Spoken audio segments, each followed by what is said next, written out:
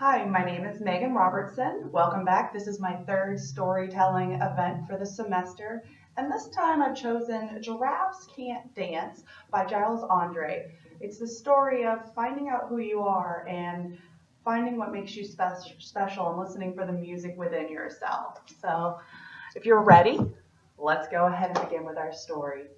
It starts with Gerald. He was a tall giraffe like any other giraffe. His neck was long, but his knees kind of bowed and his legs were way too thin. I mean, he was a natural at eating from the tops of trees. He could reach super high, but when he tried to run, he just fell flat on his face. Every year, the animals gathered for this super special jungle dance that everybody got to show off their sweet dance moves. But there was a problem with this for poor Gerald because you see, he was the absolute all-time worst dancer in the history of his area. I mean, the warthogs knew how to waltz, the rhinos knew how to rock and roll, the lions could elegantly tango all around the dance circle.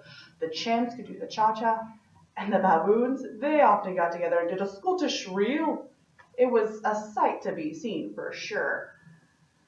Every year when it got to be Gerald's turn, he was a little freaked out, but this year he slowly but surely got to the dance floor and he bravely held his head up and was ready to dance when all of a sudden he heard the lions began to roar and the animals were all laughing and pointing and just really making fun of poor Gerald, and he hadn't even started dancing.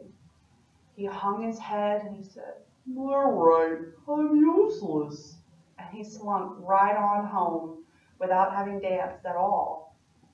He got home and he sat around feeling kind of sorry for himself, and he looked up at the sky and he sighed and he said, "Oh, the moon can be so beautiful sometimes." When all of a sudden a cricket interrupted. Excuse me," said the cricket who had seen Gerald earlier.